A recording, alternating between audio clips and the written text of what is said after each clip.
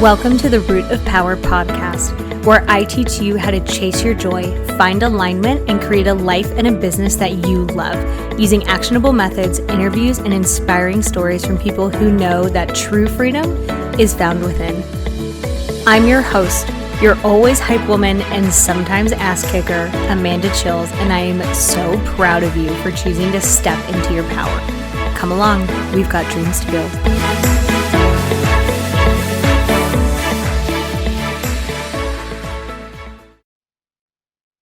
Hi, welcome to today's episode where we are talking about thoughts and beliefs and programming that is not helpful and how to yeet those bitches out the window. And you may be thinking, Amanda, why? Why do I have beliefs and thoughts that are not helpful? And I'm so glad you asked. I'm going to tell you why. This is so exciting. So children know nothing of the world, of course. They are just born and they have to learn this whole complicated mess called being alive. And parents, in order to keep their children alive, have to teach them how to human. And because children are like little sponges, they soak everything up. So until children are about 6 years old, they exist in a theta wave state, which is essentially a subconscious wave state. Their subconscious is online, wide open, and it takes everything as truth, which is why you can tell a young child that Santa Claus exists, that the Easter Bunny exists, that Elf on a Shelf is real, and they will just believe it. And you'll notice kids will start to stop believing in Santa Claus around 7, 8, 9 years old. That's because their logic brain starts coming online and they start questioning and saying, hey, wait a minute here. So that's one of the reasons for that. So parents, in order to keep their kids alive, have to, teach kids about the world in a pretty quick way because children grow up fast. And so many parents are also dealing with their own filters and blind spots and trauma. And what I find is that most adults are walking around with hella unresolved trauma. And then if they don't heal that before they have children or while they have children, then they then pass on what their thought patterns, beliefs, whatever, onto their children. So you'll see this in families where like the grandparents are racist, the parents are racist, and they teach the kids to be racist. Or the grandparents believe that hard work is the way to succeed in this life. And so their kids learn that to work hard, save, save, save. And then they teach their kids to work hard, save, save, save. So this is how things get passed down in generations, right? And it's because parents have to teach their kids how to survive in the world, and all they know is all they know. So of course they teach what they know. So most of our beliefs, most of our thought patterns, most of our behaviors are actually conditioned responses that we learned as a child from our caregivers, whoever that was. Now, this can get very messy depending on if you grew up in a stable household, if you grew up in a chaotic household, an abusive household, if you were in the foster care system, if you bounced around. Like, there's just so many things that we as humans go through. And what our mind takes from those experiences is really what it thinks is the most helpful thing to take from the experiences, right? So most of what we think, believe, do is a conditioned response until we start examining our thoughts, patterns, behaviors. And then we're like, oh, hey, some of those are whack AF. Some of them are very useful. Some of them are very whack. Some of them are very useful at the time and no longer useful now. So I'm of the camp, and here's what I see. Whatever patterns, behaviors, thoughts people have, doesn't come from nowhere. It all comes from somewhere. At some point, that was useful, but perhaps is no longer useful now. For example, let's say that Johnny grew up in a household where his parents were very, like, just absent. Perhaps they were using substance, perhaps they were on drugs, perhaps they were just self-centered, perhaps they were dealing with like a lot of depression. They just were not present parents. So what Johnny would learn is that he can't trust his parents because they weren't reliable. And so Johnny learned to be self-sufficient and in fact to be probably a little hyper independent. So as an adult, Johnny has beliefs like, I can't trust anyone but myself. And he has beliefs like, if I want something done right, it has to be me and I can't trust other people. Like, that makes a lot of sense given how he grew up.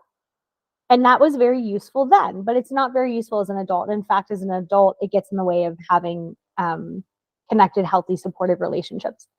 So our programming comes from culture, family, friends, religion, media, all of those things. And most people don't examine their thoughts or beliefs or patterns at all, which causes a lot of problems, right? So then you'll have people doing things that are just wildly unhelpful, and not really understanding why, because they're not taking the time to self-reflect and they don't know that that would even be a useful thing to do. Most people, I find, really never think about those things. And it's so bananas to me. So I highly encourage everyone to like self-reflect and to, start asking, well, why do I believe these? What do I believe? And why do I believe that? Is that even my belief? And why do I do the things that I do? And are the things that I'm doing even useful? And we'll get into those.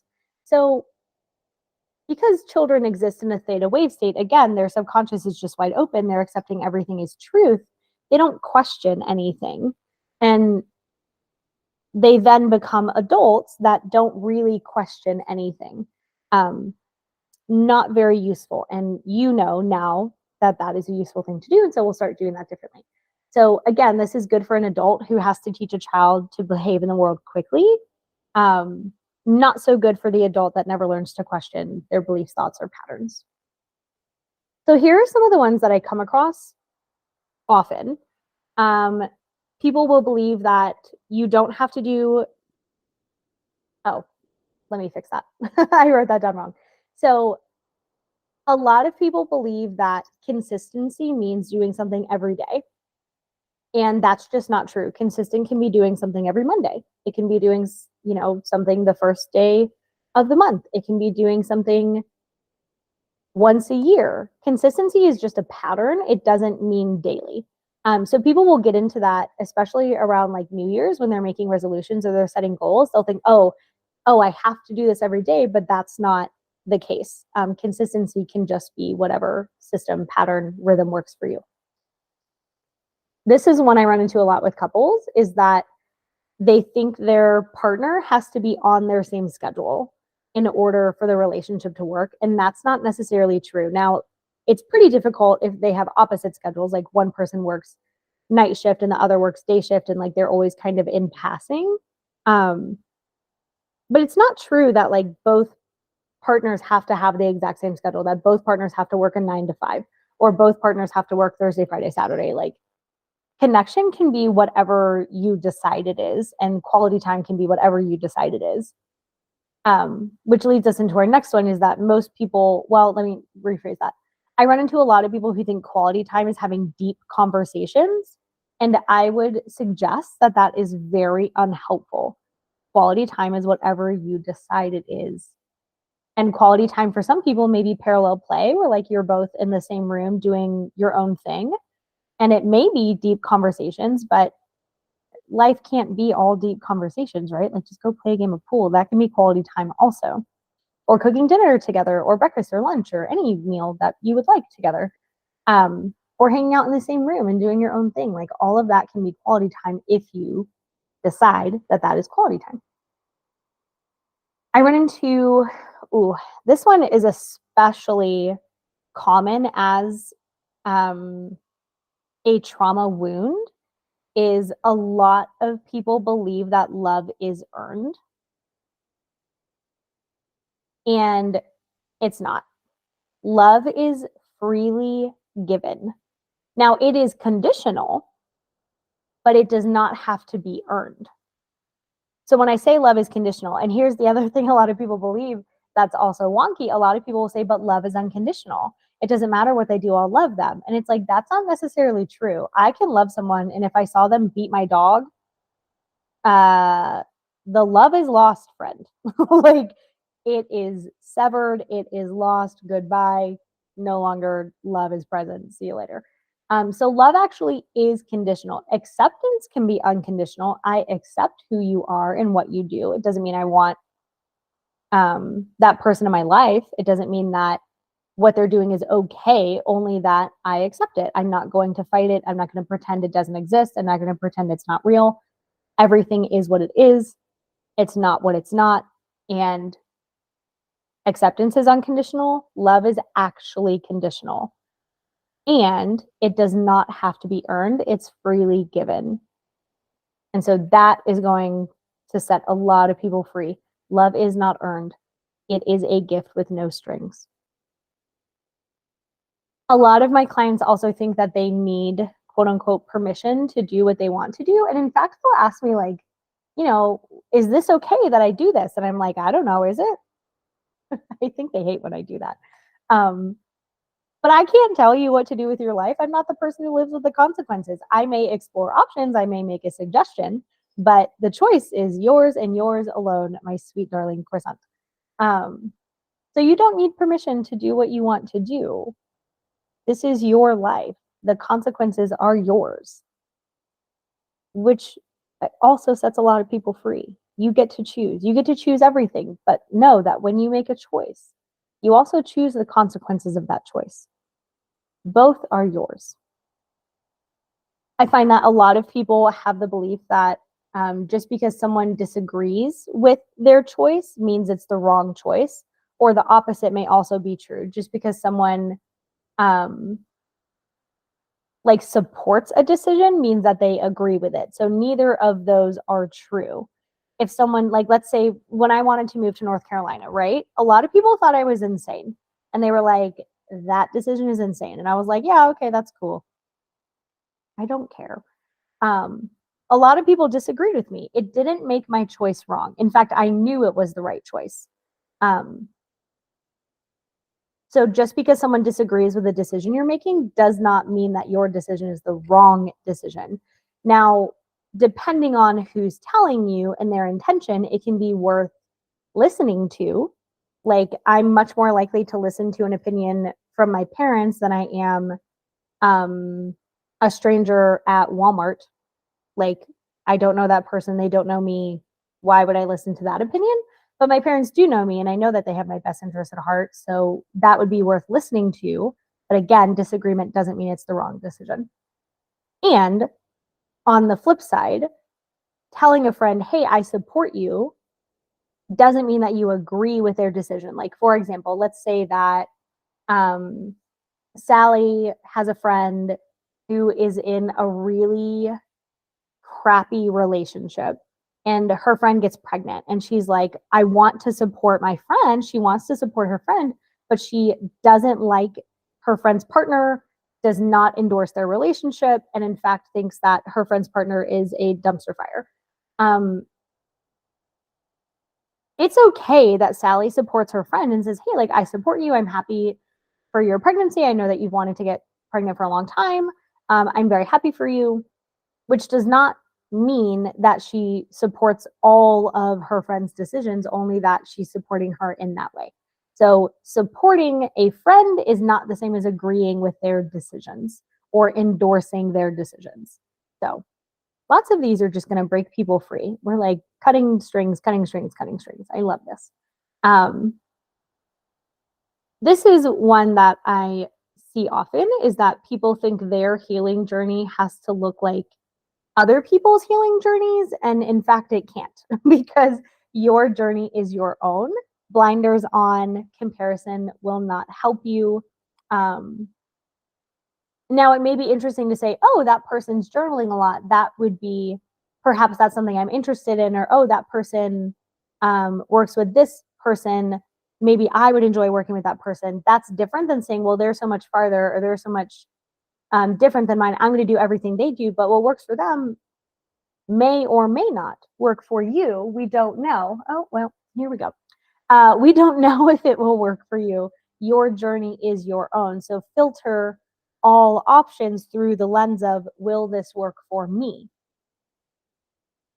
And take that with a healing journey, with work, with partner, with just everything. Filter options as, will this work for me? Your life will not look like anyone else's. That's the point. It's yours. Here's one that a lot of people learn because they grow up with selfish, self-centered caretakers. A lot of people learn that disappointing someone, quote unquote, is the worst thing they can do. And so they spend their whole lives breaking their back, bending over backwards, lying, self-abandoning, self-betraying in order to not disappoint, quote unquote, other people. Let me suggest this. If someone is disappointed by your decision, that's their problem, not yours. And in fact, you are allowed to do what's best for you, even if other people don't like it, get disappointed, or disagree. Because your life is not their life, and you are not responsible for other people's emotions. Just like I cannot put a gun to someone's head and say, feel excitement, feel happiness, and they just feel happy. It's not possible to make someone feel something. Now, we can certainly influence what someone is feeling. If I made fun of someone and they felt bad, that I certainly influenced that. But I can't put a gun to their head and say, feel bad.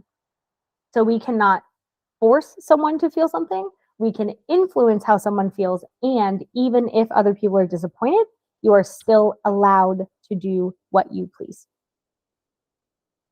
Here's one that sets a lot of people free as well. A lot of people think people are like watching them.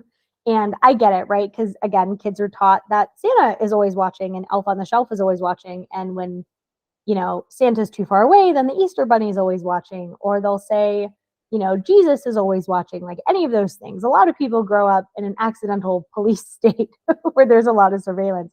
And it makes sense because, again, parents, one of their jobs is to keep their kids safe and to teach their kids how to behave, but parents aren't always in the room. And so they, so it benefits parents and the children, honestly, to say, hey, someone is watching, behave. Because kids will, listen, if you have ever been around a child, kids will just get into things. And parents teach kids this like good, bad, moralistic programming in order to keep them safe. Because we don't want kids running into the road. We don't want them sticking, a fork in an electric socket. We don't want them bullying other kids, et cetera, right? As an adult, if that belief is not examined, it just lives in the subconscious because all of those things, remember, a child accepts everything is true. It goes directly into their subconscious. And then if it doesn't get examined as an adult, they just believe that to be true, that someone is always watching. And then they become adults who think other people are watching them or paying attention to them. But like, no one is paying attention to you. No one cares. And if they do care, it doesn't really change your life, right? It may be a fear, but it's certainly not a threat. If somebody thinks that I'm ugly or fat or stupid or weird, it's not a threat to my life. It really doesn't mean anything. It just exists in that person's head. And I don't even know it's happening. So it's not useful to focus on. A lot of people think that once they make a decision, they can't change their mind. And that is old programming. That's not helpful. You are allowed to change your mind about anyone, anything, at any time, even if other people are disappointed by that, even if other people don't like it. And so you see how these layer. and how a lot of these are kind of intertwined. So much, right? This one is similar to that one, layered, intertwining, right? Quitting doesn't mean failing. I can't tell you how many people I've heard say like, oh, my relationship failed because it ended in divorce. And I'm like, okay, but that doesn't mean that the relationship failed. It just means that it ended in divorce. Like, not every relationship is meant to last forever, and that's okay. But it certainly doesn't mean the relationship failed or that either person failed just because a relationship ended. It doesn't mean that someone failed because they quit their job. It doesn't mean someone failed because they quit a goal that is no longer aligned with them. Like, I would actually call that a win. And in fact, I find that the most successful people know when to quit, because never quitting just to say you never quit doesn't make a lot of sense if it pulls you out of alignment or if it makes you miserable. Like, it just doesn't make any sense. That would be like climbing Mount Everest and knowing that a storm was coming that would wipe out everyone and continuing to climb anyway and then dying on Mount Everest. Like, it just doesn't make any sense. It's better to quit and live another day. And it's better to quit and be happy. It's better to quit and be in alignment. Here's one that all of my clients experience a lot of relief when they hear, is that forgiveness is not required for healing or moving on. You do not have to forgive anyone. You can. It is a choice you can make. It is not required. Here's one that a lot of people, especially in the US, believe, is that people with money are evil, or people with an abundance of money are evil. Now, some are. Some are horrible people. But there's a lot of, like, money does not make someone evil. It only amplifies who they are. So there's that one. We're undoing so many of these, only a couple more. So if your brain is like, oh, wow, so many things released, like, amazing. We've only got a couple more. This is one I tell people that they sometimes don't believe me at first, but come to know is true, is that life doesn't have to be hard. But if all that you've ever seen is people who believe and in fact make true that life is hard, then it makes sense that, like, that would be a belief. If all I knew was, if I grew up in a house that spoke Spanish, I would speak Spanish as an adult, right? So, like, the beliefs that are in the house when we're children become the beliefs, unconscious beliefs that adults carry, which is why we want to examine them. But a lot of people believe that life is hard and life is miserable, and it's just not. It's not. It doesn't have to be. Is life sometimes painful? Yes, of course. Does it have to be suffering? No, absolutely not. Like, it's a Buddhist saying that says pain is inevitable, suffering is optional. That is a much more helpful belief than believing that everything is pain and suffering. Like, that just, it doesn't help anybody. Yeah, there we go. Yay, exciting. So how do we, you may be thinking, okay, Amanda, that's all well and good, and that was super helpful,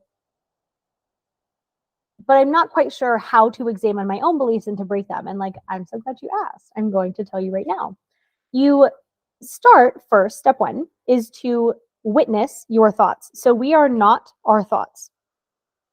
We are the thinker experiencing our thoughts, which is why we can have a thought and not act on it. For example, sometimes I think I would like to hit this bitch with my car and I don't do it. Yay them, and also yay me, because I don't think I would do well in jail. Although I do think we would take it as like a social experiment and be like, okay, how many people can I manipulate? And, like, maybe it would be my own little secret, like, mastermind cult. But anyway, yay for them and yay for me, because I can have a thought, I'd like to hit this bitch with my car, and not follow through with it. They live, I live, everyone goes on to have a good time. So we are the thinker behind our thoughts, which means we can witness our thoughts and, in fact, choose which thoughts to feed. We cannot choose what we think. We can choose which thoughts to give energy to. Let me repeat that. We cannot think, we cannot choose what we think. We can choose which thoughts we pay attention to and give energy to. For example, it is not useful to give energy to the thought, I want to hit this bitch with my car. It is useful to give energy to the thought, I hope they have the day they deserve, and to go on about my merry way. So, step one is to observe our thoughts. Then, step two is to question and assess if your thoughts are helpful. Not as interested in true as I am very interested in what's helpful. It is a helpful thought to think that life can be easy. Is it easy all the time? No, but if that's helpful, if it gives you energy, fuck yeah, think it. It is helpful to think that I'm capable of doing things. It is helpful to think that people are generally kind, and that is a much more helpful thought. So start questioning and assessing if your thoughts are helping you. Are they helping you get more of what you want? Are they helping you be who you want to be? Are they helping you reach your goals? If they're not helpful, you can change them. So if you've been thinking, like let's say that Jane has been thinking that she'll never find a good job. And so all she sees are bad jobs. Well, she only sees that because she's been thinking that she'll never find a good job. It would be much more helpful for Jane to think that, of course, she'll find a good job. It's only a matter of time. Because what we look for, we will find. So if Jane starts looking for and believing that she will find a good job, she will inevitably find a good job. So much more helpful. You can write down a list of things you believe to be true and start looking at them and saying, okay, is this even my belief? Do I really believe this? That will be a very interesting exercise. Anytime you say or think the word should, that's an unconscious belief. Well, people should know better. Okay, well, people shouldn't molest children, but they do. So that actually is a belief. I don't believe people should molest children. Sometimes it's your belief, sometimes it's not, but it's helpful to be on the lookout for should so you can assess. And the last one is take a look at the actions you've been taking and assess if they're getting you where you want to be. For example, if I have a goal of going to the gym at 5 in the morning and I stay up scrolling TikTok until 1 a.m. every night, that is not a behavior that is getting me where I want to be. And so it's not useful. Now, perhaps I grew up in a household where physical health was not valued, where people were like, oh, you can't get healthy anyway, it doesn't matter. So, okay, well, then that becomes an unconscious belief, right? So assess if your actions are getting you closer to where you want to be. And that is how you become very good at challenging and then changing unhelpful beliefs, thoughts, patterns, programming. So, very excited for you to do that. Your life is about to change once you start doing it. And if you want some support with that, Exhale and Release is the program for you. Get on the wait list. Waitlist gets the discount. So I would definitely do that. And yeah, so start there. Start there. You'll definitely start making changes, start noticing changes, and life gets better. So, okay, go have the best day. I should probably tell you where to find the waitlist. The waitlist is on exhaleandrelease.com. There are 2 tracks, a first responder track and a healing track. If you're a first responder, you get both. If you're not a first responder, the healing track is the one for you. Okay, go have the best day.